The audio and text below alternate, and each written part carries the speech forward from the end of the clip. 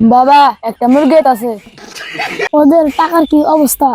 ওদের মেলা টাকা আছে। থাক, আর কল লাগবে না, আমি সবই জানি। কি কোন বাবা, আমার না কালা রঙের গরু। হাসবে তো, তোর বাড়িতে বড় দিনের আসর করছে। তাহলে ভাবে দেখ, তোর ঘর বড় না তোর সন্তান বড়?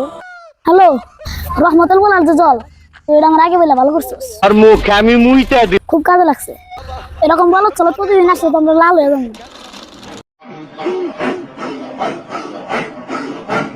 রহমত, আজ তুই অনেক বড় একটা কাজ করলি।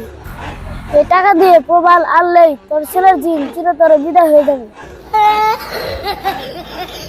বাবা, ঘর বন্ধক রেখে এই টাকাটা আমি আনছি।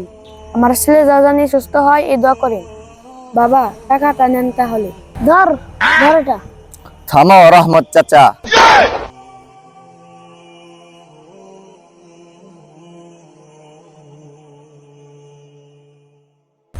চাচা, এই ভণ্ডকে টাকা দিবেন না।